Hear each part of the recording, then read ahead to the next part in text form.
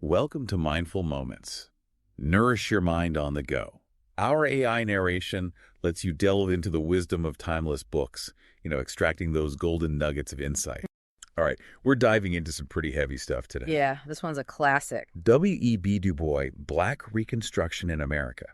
Now, This is a good one. this isn't your typical light reading, It's not just a history book. No. It's a direct challenge to, the traditional narrative of what happened after the Civil War. Absolutely. And I think what Du Bois does so brilliantly is he centers the story on Black people. He doesn't just say Reconstruction failed. He argues that it was deliberately sabotaged. And he shows how Black Americans were active agents, fighting for their futures. That idea of intentional sabotage, I think that's really powerful. It's not just incompetence, right? Right. It's like a system pushing back against Black progress. Exactly. One of the biggest myths that Du Bois tackles is this idea of Reconstruction being dominated by, corrupt carpetbaggers and inept Black politicians. Right. He kind of flips the script and shows just how deeply white Southerners were invested in maintaining their power even after slavery was abolished. Yeah, you see that right away with the Black codes. I mean, those laws were practically recreating slavery under a different name. Precisely, limiting Black people's movement, their job options, even their right to self-defense. Yeah. It shows that the fight for freedom didn't end with the war. It just got more... Right, it got sneakier. Subtle. Yes, exactly. So if it wasn't corrupt, Black officials who were to blame for Reconstruction's failures, who does Du Bois point the finger at? He argues that the real failure was the unwillingness of white America, both North and South, to truly embrace a multiracial democracy. That's a big statement. Yeah, he points fingers at Northern industrialists who, despite initially supporting Black rights, ended up siding with Southern landowners because it was more profitable. It's almost like morals went out the window when there was money to be made. That's exactly the connection Du Bois makes. He argues that the South's economic power, which relied on its racial hierarchy, was just too tempting for Northern capitalists to ignore. And that alliance actively undermined any chance of a just Reconstruction. And when we talk about economics, Du Bois really emphasizes the importance of Black labor in all of this, doesn't he? Absolutely. It's not just saying it was vital during slavery.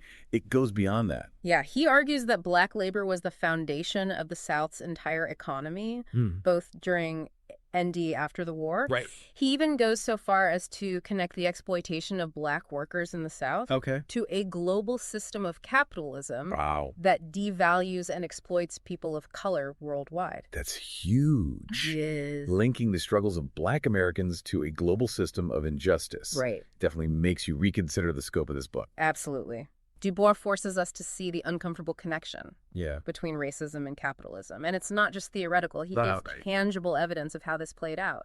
And one of the most disturbing examples of that is the Mississippi Plan. Oh, absolutely. I mean, this wasn't just random violence. It was coordinated to dismantle the Reconstruction government. The Mississippi Plan is a chilling example of white backlash. It involved voter intimidation, terrorism, even outright murder. Yeah. All fueled by fear of Black political and economic power. Du Bois really paints this vivid picture, describing Black people being hunted down and massacred. It's tough to read.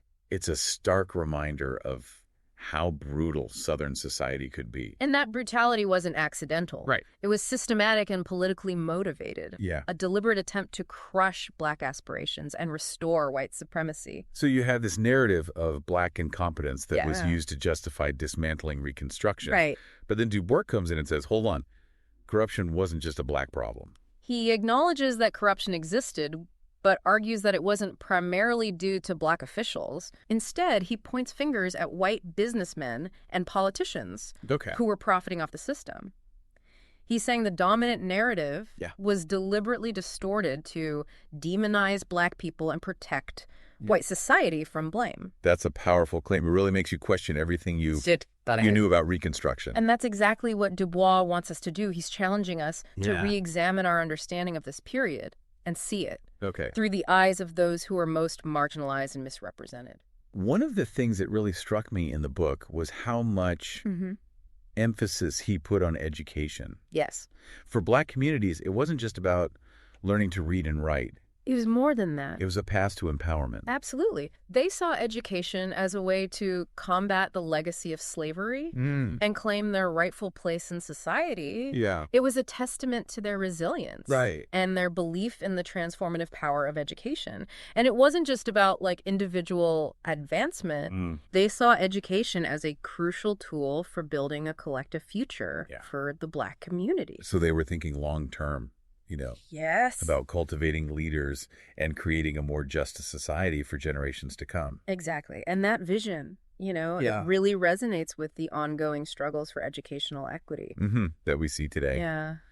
Du Bois doesn't just analyze the past, though. Right. He also makes us consider what could have been. He poses this really thought-provoking question. Okay. What if Black people had actually been given the land and resources they fought for? What if that promise of 40 acres and a mule had been kept? It makes you wonder how different the South, and even America as a whole, would look today. Yeah. If Black people had been able to build economic and political power. Absolutely. Through land ownership. It's a question that forces us to grapple with the broken promises of Reconstruction and the lasting impact of racial injustice. And it's not just a hypothetical. It's Du Bois shows that Black people actively pushed for land ownership. They did. Seeing it as essential to their freedom. Absolutely. They understood that without land, they would be stuck in those exploitative sharecropping arrangements. Right. Which were basically just another form of slavery. Exactly. Land represented autonomy, security, and the ability to build generational wealth. Yeah. But that dream was systematically denied. Because white Southerners saw any attempt to redistribute land as a threat to their power and their way of life. Right. And the federal government, despite some initial promises, ultimately sided with them. That failure to address the land issue was a major turning point in Reconstruction. It paved the way for decades of economic exploitation and political disenfranchisement.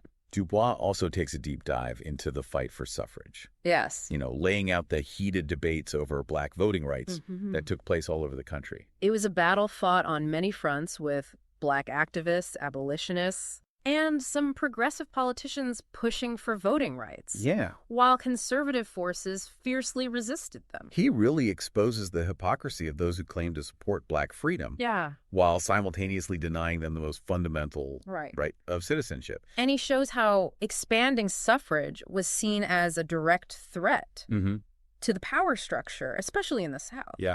And he highlights how, despite facing violence and intimidation, Black voters played a critical role in shaping the political landscape of Reconstruction. It must have been devastating for them when the federal government withdrew its support, leaving them vulnerable to white Southerners who were determined to take back control. That betrayal had long-lasting consequences. It's a stark reminder that the right to vote is precious and hard-won, and that we have to constantly be vigilant to protect it. Now, Du Bois doesn't shy away from discussing the challenges and complexities of Black leadership during Reconstruction. He acknowledges the internal divisions, the instances of corruption, and the difficulties they faced in navigating a very hostile political environment. But he also pushes back against the narrative that Black politicians were inherently incompetent or corrupt. Absolutely. He argues that their shortcomings were often exaggerated and used to justify dismantling Reconstruction. Right. He reminds us to judge individuals on their merits, not based on stereotypes or preconceived notions about their race. Yeah, and he highlights the accomplishments of many Black leaders who, despite facing immense obstacles, worked tirelessly to build a more just and equitable society. Reading Du Bois, you get a sense of the incredible diversity of Black thought and political strategy during this period. Interesting. There were those who advocated for accommodation and compromise, those who pushed for radical transformation, and everything in between. Wow, so it sounds like a period of intense political experimentation. It was. As Black people tried to figure out their own path to freedom and equality. Exactly. And Du Bois captures this complexity with nuance and sensitivity.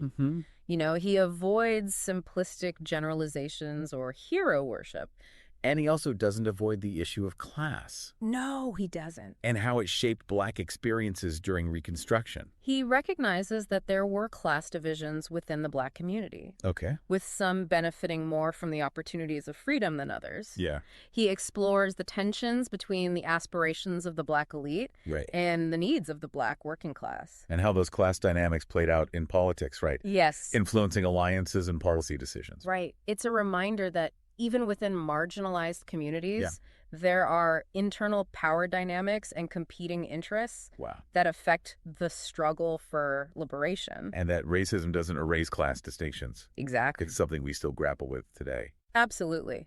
Throughout the book, Du Bois is very critical of how historians have traditionally portrayed Reconstruction. He basically accuses them of perpetuating a biased He does. and distorted view, one that minimizes Black agency and reinforces racist stereotypes. He systematically dismantles those myths and misrepresentations, Okay. showing how they were used to justify the disenfranchisement and oppression of Black people for generations. His critique is a powerful reminder that history is never neutral. It's not. It's always written from a particular perspective. It is.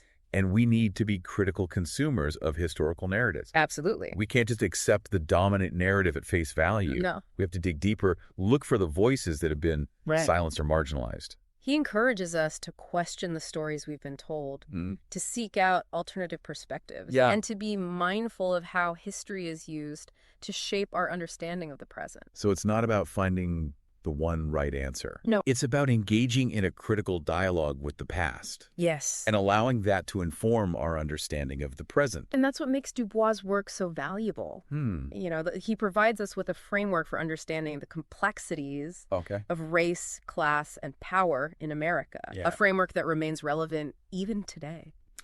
You know, it strikes me that Du Bois' book isn't just a history lesson. Yeah. It feels like a call to action, a challenge to confront the legacy of racial injustice that still exists in America today. He definitely wants us to see those connections. Right. How the patterns of exploitation and disenfranchisement that were established during Reconstruction are still shaping our society in the 21st century. When you think about the racial wealth gap, Absolutely. mass incarceration, the inequalities in education, healthcare, and housing, it's hard not to see the echoes of Reconstruction's failures. Du Bois gives us the historical context to understand how we got here. He helps us connect the dots and see how deeply rooted systemic racism is in our country. It's a reminder that the fight for racial justice isn't something that ended with the Civil Rights Movement. Right. It's an ongoing struggle. It is. A relay race that each generation has to pick up and carry forward. And that's why Black Reconstruction is so important. Yeah. It's not just a book about the past. Right. It's a book about the present and the future. It gives us a framework for understanding the complexities of race, class, and power in America. Yeah. And it challenges us to do better. It's a book that every American should read, Absolutely, grapple with, and learn from. It's not always an easy read, Right. but it's an essential one. Yeah. It pushes us to confront uncomfortable truths and to imagine a more just and equitable future.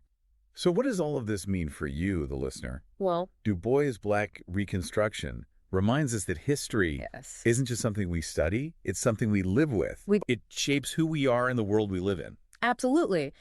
By understanding the past, Right. by confronting the legacies of injustice, we can equip ourselves to fight for a better present and a brighter future for everyone. And if you're ready to take that deep dive into history yourself, we've got a link to purchase Black Reconstruction in America in the show notes. Check it out. Subscribe. Share this episode with someone who needs to hear it. Yes. And let's keep uncovering these shocking truths together.